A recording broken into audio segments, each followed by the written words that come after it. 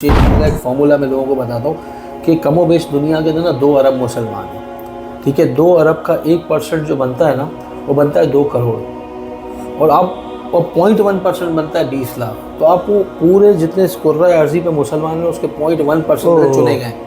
तो आप उस वक्त जब ये सोचेंगे ना, तो आपको उस वक्त ये सारी चीज़ें मैटर नहीं करेंगी। हज मुश्किल नहीं है, हज बहुत आसान अल्लाह पाक ने रखा हुआ है हमारे लिए। हज बहुत आसान है, सिर्फ सीख के जाना है। ए कैटेगरी लें, बी लें, सी लें या डी लें, आपने पैदल चलना है। वल्लाह मैं सच बता रहा हूँ, ना कोई जवानी का हज है। हज हर उम्र में हो सकता है, जवान भी थक जाता है और बूढ़ा नहीं थकता। एक बंदा जो हज पे जाने का इरादा रखता है, उसको किन किन चीज़ों का जो है वो ख्याल रखना चाहिए। आपने पिछले साल हज भी किया है माशाल्लाह। सबसे बेसिक चीज़ जो आपकी जो है ना, वो आपका पासपोर्ट है। ये नुसुक कार्ड बहुत इंपॉर्टेंट है, उसके बगैर बेसिकली मीना में आप इंटर नहीं हो सकते। अच्छा, नुसुक कार्ड यहीं से इशू हो जाता है या वहाँ जाकर? जितना कम सामान होगा उतना आपके लिए आसान। और औरतों का भी जो एहराम, उनका जो मखना या टोपी होती है, वो भी एटलीस्ट दो सेट होने जरूरी चाहिए। 8 ज़िलहज, 9 ज़िलहज और 10 ज़िलहज आपने एहराम पहने रखना। एहराम वहाँ पे गंदा भी हो जाता है। अच्छा, गंदा होने से कोई फ़र्क नहीं पड़ता, नापाकी नहीं होनी चाहिए। सही। एहराम की जो पाबंदियाँ हैं ना, वो पाबंदियों का आपने ख्याल रखना है। तो एक सफरी जाए नमाज आपको बहुत काम आएगा हज के लिए, उम्रे के लिए। तो वो कहते हैं कि यार चप्पल हम सस्ती ले लें 200-250 नहीं, ये बहुत बड़ी बेवकूफ़ी है। तो पता होना चाहिए हम किस सफ़र पर जाएँ, तो उसके लिए वो 1 महीना 1.5 महीने से वॉक करना शुरू कर दें। और एक सवाब भी है कि अल्लाह ताला भी देख रहा है कि मेरा बंदा मेरे पास मेरे इस फ़र्ज़ को अंजाम देने के लिए कितनी मेहनत कर रहा है। अस्सलाम वालेकुम नाजरीन, उम्मीद है आप सब खैरियत से होंगे। सबसे पहले जो है वो ट्रैवल विद साद ज़करिया और मूसा ट्रैवल एंड टूर्स की तरफ से हम आप तमाम को जो है वो अपने इस व्लॉग में खुश आमदीद कहते हैं। आज का जो ये सेशन है, ये बहुत से हमारे जो दोस्त हज़रात हैं और जो आइंदा इंशाल्लाह जो है वो हज पर जाने का इरादा रखते हैं, उन्होंने हमसे रिक्वेस्ट की थी कि आप चूँकि माशाल्लाह जो है वो आप बहुत ज़्यादा वास्ट इंफॉर्मेशन रखते हैं इन तमाम मामलात में, तो आप जो है वो कोई एक ऐसी वीडियो बनाएं जिसमें जो है वो हम बेसिक रिक्वायरमेंट लिस्ट के एक बंदा जो हज पे जाने का इरादा रखता है, उसको किन किन चीज़ों का जो है वो ख्याल रखना चाहिए, वो कैसे अपनी तैयारी मुकम्मल करे। तो आज हमारे साथ माशाल्लाह गुल अहमद भाई भी मौजूद है। सबसे पहले बहुत बहुत शुक्रिया कि आपने टाइम दिया। और हम स्टार्ट जो है वो इसी तरीके से करते हैं कि अगर कोई बंदा हज पर जाने का इरादा रखता है, तो आप बताएं, क्योंकि माशाल्लाह आपने पिछले साल हज भी किया है माशाल्लाह, तो आप ये बताएं कि क्या क्या चीज़ें जो है वो हमें अपने बैग में रखनी चाहिए और किन किन चीज़ों की जो है वो ख्याल रखना चाहिए, ताकि हमारे व्यूअर्स जो हैं वो इस बात से फ़ायदा उठा सकें। अच्छा, सबसे पहले जिस तरह आपने कहा ना, तो हमारे पास भी रोज़ ये क्यूरी आती है कि हज के लिए क्या सामान ले जाएं। सही। और उम्रे के लिए भी आती है, लेकिन चूँकि अब आज हमारी वीडियो हज से रिलेटेड है, तो हम हज के लिए जो ज़रूरी सामान है उसके बारे में डिस्कस करेंगे इंशाल्लाह। तो देखिए, हज के लिए तो सबसे पहले ये है कि मैं आपको ये एक बेसिक बात है कि जो आप कितने दिन के पैकेज पे जा रहे हैं। 14 दिन, 17 दिन, 29 दिन, 40 दिन, 42 दिन, ये 4, 5, 6 कैटेगरीज हैं ठीक, जिन पैकेज में लोग जा रहे होते हैं। तो आपको इन सामान से बेहतर आप सबको पता है कि अगर आप 29 या 30 दिन के लिए जा रहे हैं, तो आपका जो 30 दिन का ज़रूरत का सामान है वही आपने ले जाना है, ठीक है। जैसे आपके कपड़े हैं, ठीक है, इसके अलावा आपकी कोई इस तरह की कोई मेडिसिन है, तो और जो बेसिक चीज़ें होती हैं ले जानी है। इसके अलावा जो भी चीज़ें हैं उसको हम डिस्कस कर लेते हैं। जैसे सबसे पहले तो आपका पासपोर्ट ठीक हो गया। सबसे बेसिक चीज़ जो आपकी जो है ना, वो आपका पासपोर्ट है। आपका वीज़ा है जो आपको आपका एजेंट देगा। हज से थोड़ा अर्सा पहले ही मिलता है ये, बिल्कुल जैसे आप हज पे फॉर एग्जांपल अगर आपकी 25 मई की फ़्लाइट है, तो ये आपको 20, 21, 22 मई को देगा। ठीक है। इसमें आपका पासपोर्ट आपके हैंड ओवर करेगा, आपका वीज़ा होगा, आपका एक नुसुक कार्ड होगा, ठीक है। ये नुसुक कार्ड बहुत इंपॉर्टेंट है। अच्छा, नुसुक कार्ड यहीं से इशू हो जाता है या वहाँ जाके? अच्छा, नुसुक कार्ड जो है ना, कभी कोई एजेंट आपको यहीं से दे देंगे और कोई वहाँ से देते हैं। सही। तो अगर आपको यहाँ पर नुसुक कार्ड नहीं मिलता और तो कोई मसले की बात नहीं है, आपको वहाँ पर जाके मिल जाएगा। उसके बगैर बेसिकली मीना में आप इंटर नहीं हो सकते। सही। इसके अलावा आपका जो एजेंट है वो अपना एक कार्ड देगा आपको। उसमें आपकी सारी इन्फॉर्मेशन लिखी होगी, आपकी हज की बिल्डिंग, आपका नाम, आपका मकतब, वो सब उसका अपना कार्ड होगा, वो आपको यहाँ पाकिस्तान से दे देगा। सही। तो वो कार्ड होना चाहिए, ठीक, वीज़ा होना चाहिए और आपका पासपोर्ट, ये चीज़ ज़रूरी होनी चाहिए। बाकी तो पूरा ग्रुप एक साथ ट्रैवल कर रहा होता है, तो ट्रांसपोर्ट की रिक्वायरमेंट्स तो सारी ग्रुप लीडर ही आपको डील कर रहा होता है, ठीक है ना। ठीक। इसके अलावा आप देखेंगे हम कि आपने कितने दिन के पैकेज के लिए जा रहे हैं, तो आप उसके हिसाब से अपने कपड़े, फॉर एग्जांपल अगर आप शलवार कमीज़ वेयर करते हैं, तो मेरे हिसाब से अगर आप 20 दिन के पैकेज के लिए जा रहे हैं तो 6 बहुत हैं आपके लिए। सही। लेकिन ये उधर आप अजीज़िया, जिनका अजीज़िया अमूमी तौर पर मक्का के अंदर अजीज़िया की रिहाइश होती है, वहाँ पे अजीज़िया के अंदर ना बिल्डिंग में वॉशिंग मशीन या कपड़े धोने की सहूलत मौजूद होती है। और ना भी हो तो मेरे ख्याल से आप खुद धो के वहाँ पे अच्छा, मेरा जो एक्सपीरियंस रहा है वो तो यही रहा है कि कपड़े आपके नॉर्मली इतने गंदे और मैले कुचैले होते नहीं है। अगर आप नॉर्मल उसको पानी से एक मरतबा भी जो है ना आप निकाल देना, खंगाल ले जिसको हम नॉर्मल जुबान में कहते हैं, और गर्मी भी माशाल्लाह हज के दिनों में इतनी होती है, तो बंदा अगर गीले कपड़े पहन के थोड़ा सा बाहर भी निकलेगा तो मैं समझता हूँ कलफ तो उसका हो ही जाएगा। तो वही वाली बात है कि कपड़े मिनिमम उठाएं। सही। रात को सोने के लिए अगर आप नाइट ड्रेस कोई पहनते हैं तो वो आप 2 नाइट ड्रेस एटलीस्ट 2 उठाएं। सही, ठीक है ना। ये और अपने 6-7 जोड़े कपड़े उठाएं, इससे ज़्यादा ना उठाएं, क्योंकि ये सामान आप नहीं पूरे सामान को अपनी जर्नी के साथ लेके घूमना पड़ेगा। सही। तो जितना कम सामान होगा उतना आपके लिए आसानी है। बिल्कुल, ये बात मैं। ठीक है। इसके बाद आपका जो हम इसके साथ साथ एहराम की बात करते हैं। एहराम मर्दों के लिए मिनिमम 2 होने चाहिए, और औरतों का भी जो एहराम उनका जो मखना या टोपी होती है वो भी एटलीस्ट 2 सेट होने ज़रूरी चाहिए। उसकी वजह ये कि एक आप जाते हुए उम्रा भी आपको अदा करना है, उसके बाद भी पूरी जर्नी में आप 1-2 मरतबा उम्रा और करते हो, और हज के अयाम जो 5 दिन है उसके अंदर 3 दिन तो आपने 8 ज़िलहज, 9 ज़िलहज और 10 ज़िलहज आपने एहराम पहने रखना है। 8-9 को पूरा और 10 ज़िलहज को जब तक आपका जब तक आपकी कुर्बानी नहीं होती, कसर नहीं होता, उसके बाद आप उतारते हैं एहराम। तो 3 दिन मिनिमम आपने एहराम पहनना है। तो एहराम वहाँ पे गंदा भी हो जाता है। अच्छा, गंदा होने से कोई फ़र्क नहीं पड़ता, नापाकी नहीं होनी चाहिए बेसिकली। सही। एहराम पे मिट्टी लग गई तो भी कोई मसला नहीं है। ठीक है। कोई खाते पीते हुए कोई सालन गिर गया, आप उसको धो लें तो साफ़ कर दिया हमने। साफ़ कर दिया। अच्छा, बहुत सारे लोग समझते हैं कि अगर हम एहराम के ऊपर अगर मिसाल के तौर पर कुछ सालन गिर गया तो ये कोई दम वाजिब आ जाता है। ऐसा कुछ भी नहीं है। एहराम की जो पाबंदियाँ हैं ना, वो पाबंदियों का आपने ख्याल रखना है। उसके ऊपर भी हम एक वीडियो बना लेंगे। सही हो गया, ठीक हो गया। तो उसके ऊपर उस पे दम और ये जो है ना बाकी जो है ना वो, वरना नॉर्मली अगर कोई चीज़ गिर गई तो हम उसको साफ धो सकते हैं ना, कोई इशू नहीं। सिर्फ आपको ये ख्याल रखना है कि आपका एहराम, क्योंकि आप देखें हज के अयाम के अंदर ना जो पैकेजेस लेते हैं तो वॉशरूम्स काफ़ी क्राउडेड होते हैं, और उधर सफाई का ख्याल भी थोड़ा कम रखा जाता है। जाहिर सी बात है, लोग इतने आते हैं, लाखों लोग हैं, तो वहाँ पे एहराम के नापाक होने के चांसेस होते हैं, ज़मीन पे लग गया तो उसका ख्याल रखना है हमें। सही। तो उस अगर नापाक हो जाए तो आप, इसीलिए हम 2 एहराम सेट इसलिए कह रहे हैं कि आपको वहाँ पे एहराम भी आपके पास दूसरा एडिशनल एक होना चाहिए हमारे पास, आप चेंज कर सको उसको। ठीक हो गया। अच्छा, इसके अलावा आप देखें, इसके अलावा ज़रूरी चीज़ आपकी है जो हज के अयाम के अंदर है ना, एक सफरी जाए नमाज होना चाहिए, एटलीस्ट एक होना चाहिए। क्योंकि आपको हज के अंदर अमूमी तौर पे जो हज के 5 दिन है, इसके अंदर आप जैसे अरफात वाला दिन है, अरफात वाला दिन आप कभी आपका अरफात में नॉर्मली कैंप्स तो होते हैं, लेकिन लोग खुद भी बाहर निकल के कैंप से अरफात के मैदान में बाहर निकलते हैं और वहाँ पे जो है ना जाके नमाज़ पढ़ते हैं, नवाफिल पढ़ते हैं। तो एक सफरी जाए नमाज आपको बहुत काम आएगा। एक हल्का फुल्का सफरी जाए नमाज, बिल्कुल कपड़े का हल्का छोटे यानी पतले कपड़े का ले लें, ताकि लाइट वेट हो, जो लाइट वेट डिस्पोजेबल जो आजकल सफरी जाए नमाज आते हैं वो ले लें, तो वो आपको बहुत काम आएगा। ठीक है। इसके अलावा आप जो है ना चप्पल, आपको पता है कि हज और उम्रे के अंदर आपको चप्पल का ख्याल रखना। 2 पट्टी वाली चप्पल जो है वो तो 2 पट्टी वाली ड्यूरिंग योर एहराम। जब आपकी नीयत होती है उम्रे की, हज की, तो फिर हज के तो अयाम में 3 दिन आपने वही चप्पल पहननी जब आपका एहराम है। तो कम से कम 2 जोड़ी वो होनी चाहिए जो आराम, कोशिश करें कि ऐसी चप्पल सेलेक्ट करें जो आरामदेह हो।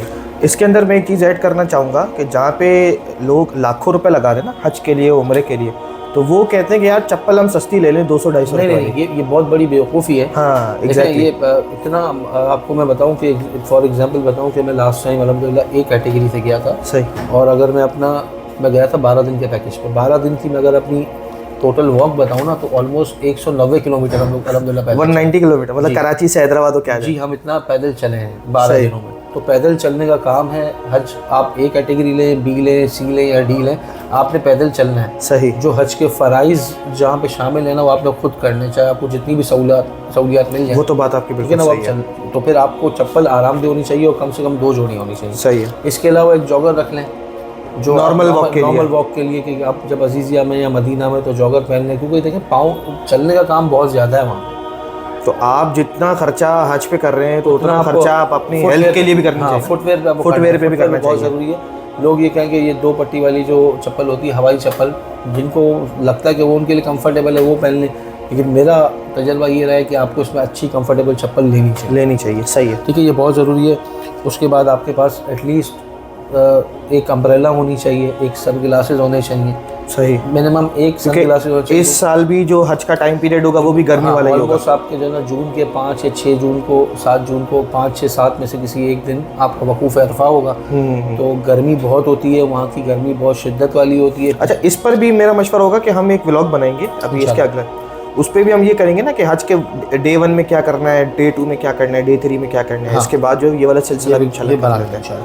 ठीक है, तो एक आपके पास अम्ब्रेला होनी चाहिए, ठीक है, और एक आपके पास 1 या 2 ग्लासेस होने चाहिए, सन ग्लासेस। सही, तो ये बहुत ज़रूरी है। इसके अलावा आपके पास एक स्प्रे बॉटल आती है, स्प्रे बॉटल जिसे हम देखते हैं अमूमी तौर पर इससे स्प्रे कर रहे होते हैं पानी को। ये रखना बहुत ज़रूरी है, क्योंकि जब आप हज के दिनों में बाहर होते हैं ना, तो इतनी कड़ी धूप होती है कि वहाँ पे आपको अपने ऊपर या अपने साथ, आपके साथ जो लोगों उनको स्प्रे करते रहना चाहिए, ताकि आपकी हाइड्रेशन बनी रहे। सही, क्योंकि वहाँ पे हीट स्ट्रोक का खतरा होता है, तो ये स्प्रे बॉटल बहुत ज़रूरी है हज के दिनों में। सही। इसके अलावा जब हमने एहराम की बात की, तो एहराम के लिए आपको पाउच भी चाहिए, बेल्ट जिसको कह लेते हैं, एहराम का बेल्ट। सही, ठीक हो गया। ठीक है ना, एहराम का बेल्ट इसलिए ज़रूरी है, हम वैसे एहराम का बेल्ट सिला हुआ होता है, लेकिन हमारी नीयत ये होती है कि हम इसमें अपनी ज़रूरियात की चीज़ें, मोबाइल और ये रखेंगे।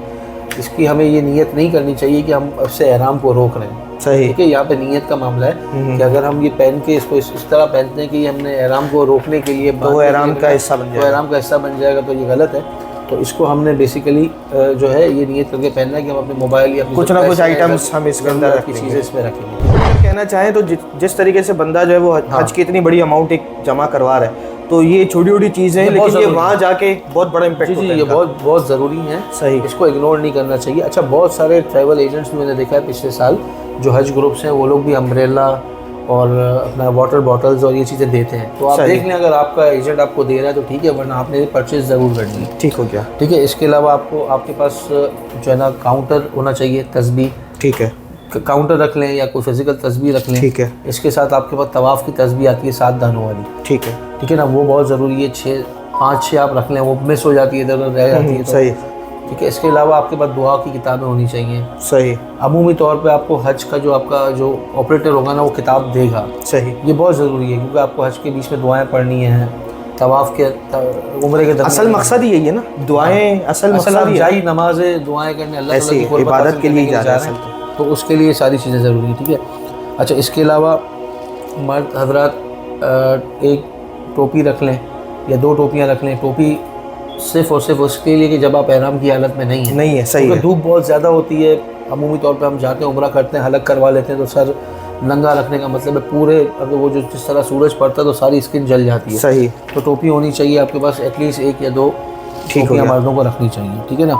इसी तरीके से लेडीज़ हैं, वो अपने लिए अबाया या अपनी जो ज़रूरियात की चीज़ें हैं वो उनको इस तरीके से। अच्छा, अभी आपने एक तस्करा किया कि जाहिर सी बात है स्किन इफेक्ट हो जाती है, तो कुछ एंटी रैशेस की क्रीम्स और इस तरीके की जो होती है। लेकिन अभी हम मेडिसिन पे आते हैं। एंटी रैशेस का आपने जिक्र किया, तो बहुत ज़रूरी इसलिए क्योंकि आपको चलना है। जब आप वहाँ चलते हैं ना, तो फिर आपको रैशेस हो जाते हैं। ठीक है ना, तो आपको ग्लिसरीन या जो कैनाडेक्स कैनाकॉम्ब आती है एंटी रैशेस क्रीम, ये बहुत ज़रूरी है लेके जाना। या आप नॉर्मली जो ना वैसलीन ले जाएँ। सही। अच्छा, मेडिसिन में क्या क्या बंदे को एक उठा लेनी चाहिए? अच्छा, पहले मैं आपको 2-3 चीज़ें और बता देता हूँ, उसके बाद मेडिसिन। सही हो गया, ठीक हो गया। अच्छा, इसके अलावा आपको टिशू जो आपके जो नैपकिन्स के पाउच वो वाइप्स होती हैं, जो वेट वाइप्स नहीं। अच्छा, क्योंकि उसमें खुशबू होती है। हज के दिनों में वो अगर आप इस्तेमाल सही, ये अच्छा पॉइंट आपने। तो जो अनसेंटेड जो आपके टिश्यूज़ होते हैं ना, वो आप एक पैकेट रख लें, आपकी फैमिली के, तो आपको काम आएंगे। टिश्यूज़ बहुत ज़रूरी है, क्योंकि आप पसीना, गर्मी और उसके लिए बहुत ज़रूरी है। इसके अलावा टूथब्रश, टूथपेस्ट, ये नॉर्मल शैम्पू, साबुन आप कोशिश करें कि एक जो है ना वो ले जाएं फ्रेगरेंस वाला आम दिन के इस्तेमाल के लिए, और एक जो है ना वो अनसेंटेड ले जाएं। अनसेंटेड जो है वो आप हज के दिनों में, उम्रे के दिनों में इस्तेमाल करेंगे। अच्छा, ये एक मिसकॉन्सेप्शन बहुत बड़ा है कि आप जब घर से निकलते हैं या आप हज के लिए एहराम बांध रहे हैं या उम्रे के लिए एहराम बांध रहे हैं, तो उससे पहले वो बगैर खुशबू वाले साबुन से नहाते हैं। सही। तो ऐसा कोई कॉन्सेप्ट नहीं है। जब आप उम्रे की या हज की नीयत में आ जाते हो, उसके बाद आप मतलब खुशबू पाबंदियां जो हैं वो उस वक्त शुरू होती है जब नीयत कर लिया। हाँ, तो इसके लिए मैंने लास्ट टाइम ये किया था कि हम अनसेंटेड सोप्स जो है ना, वो हम उठा के उसको छोटे छोटे इतने टुकड़े कर लेते थे। और क्योंकि आप वो साबुन को एक बार इस्तेमाल कर लेते तो वो फिर गीला हो जाएगा, उसको रखना संभालना मुश्किल हो जाता है। अनसेंटेड 2 सोप ले लें, अगर आप 2 लोगों की या 3-4 लोगों की फैमिली जाए, छोटे छोटे टुकड़े कर लें, तो हज के अय्याम में आपको जब यूज़ करना है तो आप उसको यूज़ करके आपको फेंक सकते हैं। सही। संभालने का मसला आपको हल हो जाएगा। ये भी सही है। तो ये रखें, शैम्पू रखें, जो आपकी ज़रूरियात की चीज़ें, टूथपेस्ट, टूथब्रश, कंघी, नेल कटर, ठीक है, छोटी कैंची होनी चाहिए, ठीक है, सुई धागा या हस्ब ज़रूरत। लेकिन ये सारी चीज़ें मेरे साथ, सुई धागा और ये चीज़ें रखना ऐसे ही ठीक है, जिसने रख ली, नहीं रखी तो कोई मसला नहीं होता वहाँ पर। लेकिन एहतियातन रख लेनी इसलिए चाहिए कि कभी भी ज़रूरत पड़ सकती है। हाँ, इसके अलावा आपने जो है ना रेजर रख लेनी चाहिए, ठीक है। इसके अलावा आपका हेयर ब्रश है, लेडीज़ जेंट्स दोनों जाने, हेयर ब्रश, हेयर कॉम्ब, ये बहुत ज़रूरी है, ठीक है। इसके अलावा जो हज के अयाम में ख़ास तौर पे काम आने वाली चीज़ें ना, उसके अंदर एक चटाई चाहिए आपको, या कोई एक चादर आप ले जाएं। जब आप मुज़दलिफ़ा में रात गुजारते हैं, सही, तो आपको आसमान तले खुले रोड पे रात गुजारनी पड़ती है। आपका एजेंट उस वक्त आपको कोई भी ऐसी चीज़ नहीं देगा, वो आपने सब इंतज़ाम खुद करके जाना है। सही। तो अमूमी तौर पे लोग डिस्पोजेबल चटाइयाँ ले जाते हैं जो 200-300 रुपये की होती है, उसको फिर वहीं पे छोड़ देते हैं। सही। तो उसको कैरी करना, ले जाना, इस तरह मतलब कोई भी कपड़ा भी हो सकता है ना, कुछ भी कोई भी कपड़ा ले जाएं, क्योंकि आपने रोड तले पूरा अपना वक्त गुजारना होता है। इसके अलावा जो आपके पिलो होते हैं, हवा वाला पिलो है, हाँ, वो बहुत ज़रूरी होता है। ज़ाहिर सी बात है, कुछ इंसान थक चुका होता है, अरफात का मैदान, गर्मी, एक मुशक्क़त, एक अपनी कैफियत दिल की, और उसके बाद मुज़दलिफ़ा की रात। सही। तो कुछ लम्हात उधर नींद के होते हैं, तो फिर वो तकिया भी होना बहुत ज़रूरी है। इसके अलावा एक पाउच जिसमें आप कंकरियाँ जमा करेंगे, पहले तो बॉटल के अंदर जमा करेंगे, उसको धोएंगे, सही। इसको ड्राई करके पाउच में डाल देंगे। अमूमी तौर पर ये पाउच भी आपको आपका एजेंट देता है, लेकिन डिपेंड करता है कि आपका एजेंट दे रहा है नहीं दे रहा। तो ये चीज़ें सही, ठीक है। इसके अलावा आपने सॉक्स उठा लेने हैं, टॉवल उठा लेना है। टॉवल आपको वहाँ पे नहीं मिलेगा अजीज़िया बिल्डिंग में, आप शेयरिंग में होते वो हैं, तो हर बंदा अपनी अरेंजमेंट से खुद करेगा। तो अपना एक टॉवल ले जाएं, ठीक है ना। और इसके अलावा इत्र ले जाएं साथ में, या परफ्यूम ले जाएं, सही। जो हज के या उम्रे के दिनों के अलावा आप यूज़ ठीक है। गर्मी बहुत है, पसीना होता है, और आपको पता है कि हर इंसान, इतना रश उधर होता है, तो बेहतर ये है कि इंसान अपने आप को पाक साफ़ रखे, खुशबूदार रखे। सही। तो ये ज़रूरी चीज़ें हैं। लेकिन देखें, सबसे ज़रूरी चीज़ इसके इन सब के अलावा वो मेडिसिन का, मोबाइल चार्जर्स है, पावर बैंक्स अगर हैं, या सॉकेट। देखें वहाँ पे सॉकेट जो है ना, वो वाले सॉकेट होते हैं, यूनिवर्सल सॉकेट्स होते हैं, उसके लिए प्लग ले जाना बहुत ज़रूरी है। तो यूनिवर्सल 3 पिन वाला प्लग होता है, वो आपको ले जाना बहुत ज़रूरी है, वरना वहाँ पे भी मिल जाते हैं आपको, लेकिन वहाँ पे 15 रियाल 20 रियाल का मिलेगा, बिला वजह की कॉस्ट। तो इधर आपको कम पैसों में मिल जाएगा, तो आप यहाँ से लेके जाएँ। अच्छा, इसके अलावा जो मेडिसिन है, एक तो जिस तरह हमने जिक्र किया कि आपको एंटी रैश क्रीम्स या वैसलीन, ये बहुत ज़रूरी है, क्योंकि चलना बहुत पड़ता है। इसके अलावा जो अमूमी जो दवाइयाँ होती हैं, अमूमी दवाइयों से मुराद पैरासिटामोल, सर दर्द की, बुखार की, खांसी की, मतलब जो नॉर्मल आपको तकलीफ आ सकती है, तो उसकी एक आपने एक दवाई उठा ली। क्योंकि देखिए, इतने मुल्कों से लोग आए होते हैं, अब वहाँ पर सर्द गर्म इंसान हो जाता है, क्योंकि हरम के अंदर इतना चिल्ड एसी चल रहा होता है, बाहर गर्मी है, रूम में सर्दी, बाहर गर्मी, तो सर्द गर्म होता है। तो एंटी एलर्जी बहुत ज़रूरी है रखना, ठीक है ना। फिर जो है ना, डायरिया की मेडिसिन, पैनाडोल बहुत ज़रूरी है। वॉमिटिंग की एक उठा लिया, वॉमिटिंग के लिए उठा ली, एक डिहाइड्रेशन के लिए उठा ली। ORS के पैकेट्स बहुत ज़रूरी हैं। ये हज के दिनों में ORS के या इलेक्ट्रोलाइट्स जो लोग यूज़ करते हैं, ये बहुत ज़रूरी है। मेरे हिसाब से आपको तो इसमें खिदमत का जज्बा करना चाहिए, और 2-4 डब्बे ले जाने चाहिए ORS के। वहाँ पर लोगों के पास नहीं होता। पानी में ORS, जो अरफात का दिन है, जो आपके मिना वाले दिन है, रमी वाले 10, 11, 12 ज़िले में गर्मी इतनी होती है कि आप खुद भी ORS बना के खुद भी पिए, दूसरों को भी बांटें। हज के दिन है, इसके अंदर तो मल्टीप्लायर इफेक्ट है ना सवाब का। तो ORS बहुत ज़रूरी है। इसके अलावा जो शुगर पेशेंट हैं, BP पेशेंट्स हैं, या कोई भी दवाइयाँ जो रेगुलर बेसिस पे खाते हैं, अगर वो 30 दिन के लिए जा रहे हैं तो अपनी 40 दिन के हिसाब से दवाइयाँ ले जाएं। अगर 20 दिन के लिए जा रहे हैं तो 30 दिन के लिए दवाइयाँ ले जाएं, यानी सेफ साइड पे 10 दिन 8 दिन का स्टॉक उनके पास ज़्यादा हो, ठीक है। उसके अलावा आप जो आपके पास खांसी की शरबतें हैं, बच्चों का तो से 12 साल से कम बच्चे तो नहीं होंगे, लेकिन फिर भी खांसी की शरबत। इसके अलावा आपके जो लिप बाम्स यूज़ कर सकते हैं आप। लेकिन देखें, ये वही चीज़ें जैसे लिप बाम वगैरह और ये चीज़ें ना, ये हज के दिनों में भी लोग यूज़ कर लेते हैं, फ्रेगनेंस होती है। तो इन चीज़ों का ख्याल रखना है कि ऐसी कोई चीज़ हज के दिनों में इस्तेमाल नहीं करनी चाहिए, जिससे आपका हज का इम्पैक्ट कोई आ जाए, ठीक है। ठीक। इसके अलावा सन ब्लॉक क्रीम्स ले सकते हैं आप। वो आप वही वाली बात हो जाएगी कि जितनी अपनी आसानी के लिए जो चीज़ें इस्तेमाल हम करना चाहें, देखिए वैसे वो तो करें। जो बुनियादी चीज़ें थी वो तो आपने सारी कवर कर दी। आप यूँ समझें कि जो दवाइयाँ आप इस्तेमाल कर रहे हैं वो ले जानी है, इसके अलावा बेसिक आपको बता दी, और हज के दिनों के लिए ख़ास तौर पर मैंने आपको ORS बता दिया, ठीक है ना। ORS के साशे ले जाएं और वहाँ बना के, और वो पीना बहुत ज़रूरी है, गर्मी होती है, डिहाइड्रेशन होती है।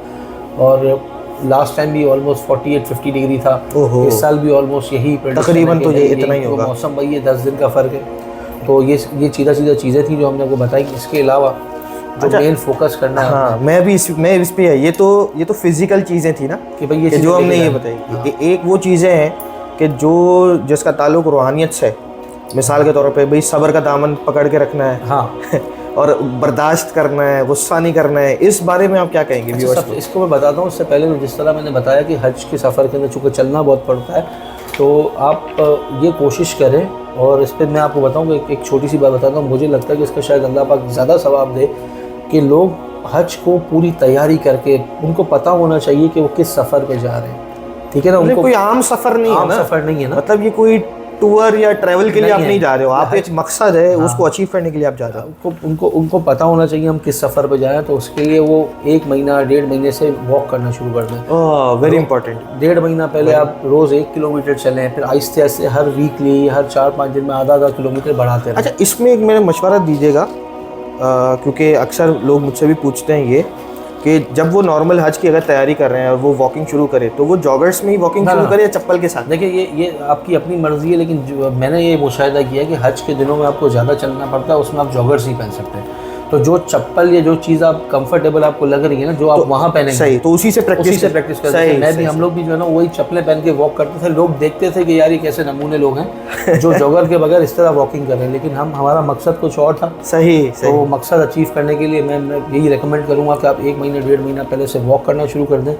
1 किलोमीटर 1.5 किलोमीटर रोज़, हर 3-4 दिन में इसको थोड़ा थोड़ा टारगेट को बढ़ाएं, ताकि जब आपके हज के दिन नज़दीक हो तो आप 5-6 किलोमीटर डेली की वॉक आपको, फिर आप वहाँ पे आपको इंशाल्लाह पता नहीं चलेगा। सही। और एक सवाब भी है कि अल्लाह ताला भी देख रहा है कि मेरा बंदा मेरे पास मेरे इस फ़र्ज़ को अंजाम देने के लिए कितनी मेहनत कर रहा है, कोशिश करके। एक होता है मतलब प्रिपरेशन है सारी, ठीक है ना। और दूसरा, हज की क्लासेस आप जिस भी एजेंट से आप पैकेज ले रहे हैं, सही, तो उनकी तरबियती क्लासेस होती हैं, वो भी लें। और इसके अलावा दूसरों हज की पूरी तैयारी करके पूरा समझ के जाएँ हज को। हज आम सफ़र नहीं है, जैसे आपने बात की, इसको पूरा समझ के पूरे प्रोटोकॉल के साथ करना चाहिए। ठीक है, सही। इसके अलावा सब्र।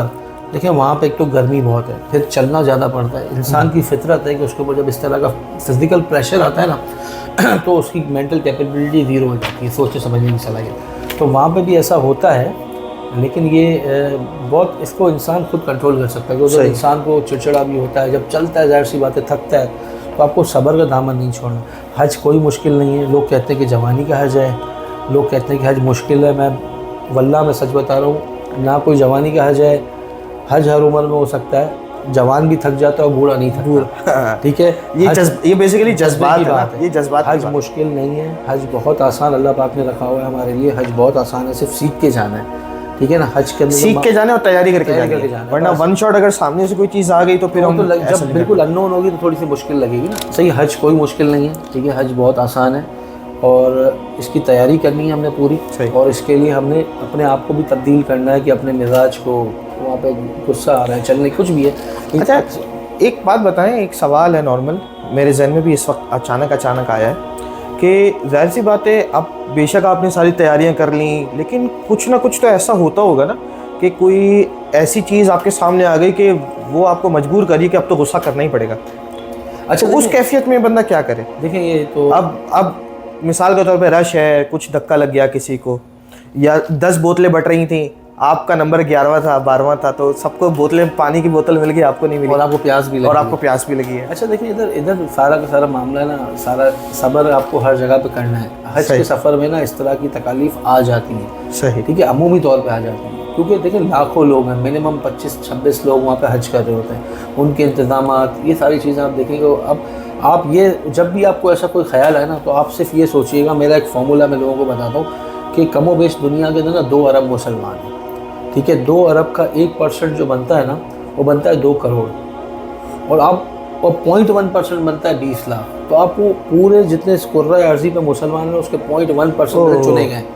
तो आप उस वक्त जब ये सोचेंगे ना, तो आपको उस वक्त ये सारी चीज़ें मैटर नहीं करेंगी। ज़बरदस्त कि वो 7-8 अरब की दुनिया, उसमें अल्हम्दुलिल्लाह 2 करोड़ आप, सही, जो कि हक पे मुसलमान हैं, उन 2 करोड़ में भी 0.1% में से अल्लाह ताला ने आपको बुलाया अपने दर पे। तो ये आप जब उधर सोचेंगे तो इंशाल्लाह आपको फिर ये छोटी जो तकालीफ छोटी आती है, वो बड़ी कोई अल्हम्दुलिल्लाह नहीं आती। जो बुला रहा है आपको हज के लिए, अल्लाह पाक ने बुलाया है, तो करवाएगा भी वही, कबूल सही, बिल्कुल ऐसी। इसके अंदर इसमें क्वेश्चन मार्क लगाना ये बहुत बड़ी फजूल बात है कि यार ये हो गया, अल्लाह पाक ने बुलवाया है तो बुलवाया इसीलिए कबूल करना है। सही, तो इंशाल्लाह ये नीयत से जाएंगे, मेहनत करेंगे तो फिर बहुत आसानी होंगी हमारे। अच्छा, एक और सवाल ये था जो मेरे जहन में आ रहा था कि मिसाल के तौर पे वहाँ पे, जैसे कि मैं भी सबसे यही सुनता आ रहा हूँ कि भाई हज तो नाम ही तकलीफ़ का है, ठीक है ना, तकलीफ़ पे बर्दाश्त करने का।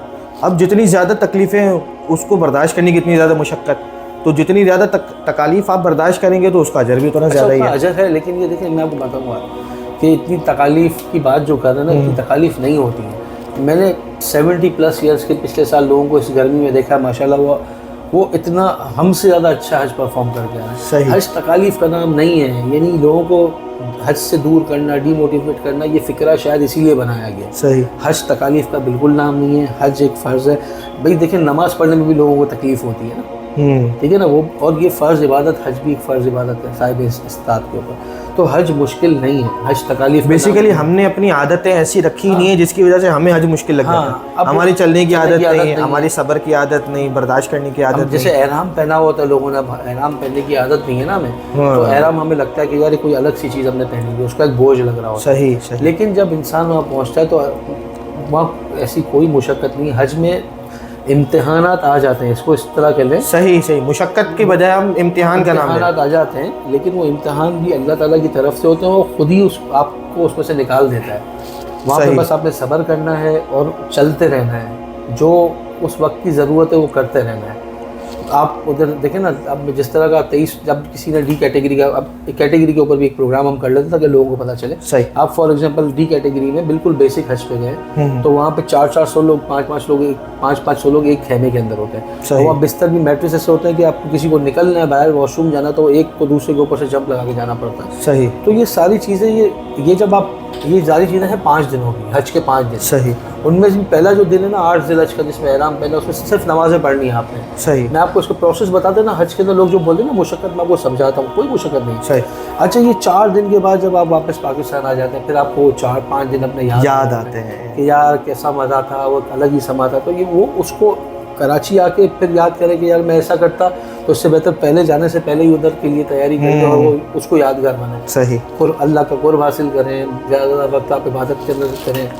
और अच्छा, इसके अंदर मैंने ये रिकमेंड करूँगा, आप भी मशवरा दें, एक चेकलिस्ट बनानी चाहिए इंसान को डेली के लिए कि भाई रोज़ाना जो है वो मैंने मिसाल के तौर पे 10,000 मरतबा दुरूद पाक पढ़ना है, मैंने रोज़ाना इतने पारे पढ़ने हैं, इतनी दुआएं करनी है, इतने औरात व वज़ाइफ करने। तो एक अगर चेकलिस्ट हो, मैंने ये फ़ील किया है कि एक बंदा अगर चेकलिस्ट बनाता है ना, तो बंदा पाबंद रहता है कि यार ये सारी चीज़ें मेरी रह गई हैं, मैंने अब तक की नहीं है।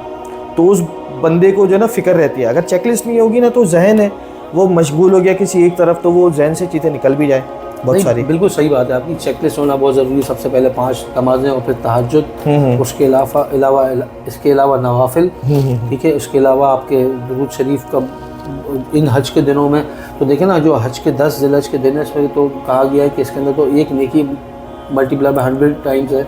और फिर हरम के अंदर बैठ के करनी, हरम मक्का भी है, मदीना दोनों हरम है। वो मक्के के हरम के अंदर 1 लाख, एक नेकी का सवाब 1 लाख के बराबर, मदीने के हरम के अंदर 50,000। ये नमाज़ों की बात हो रही है बेसिकली, लेकिन नेकी का भी कुछ ना कुछ मल्टीप्लाई ऐसे ही है।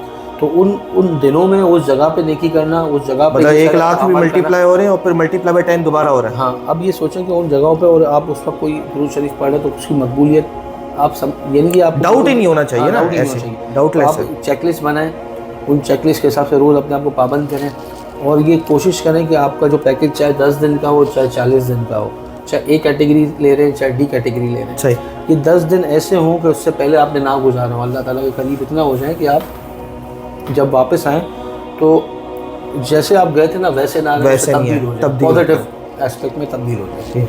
बहुत बहुत शुक्रिया गुलाम अहमद भाई, आपने बड़े अच्छे से जो है वो रिक्वायरमेंट्स भी बताई, फ़िज़िकल रिक्वायरमेंट्स भी बताई, और किन किन चीज़ों का हमें ख़याल रखना है, कैसे तैयारी करनी है, और ये तमाम चीज़ें जो है वो माशाल्लाह हमें जो है वो भरपूर गाइड किया गया।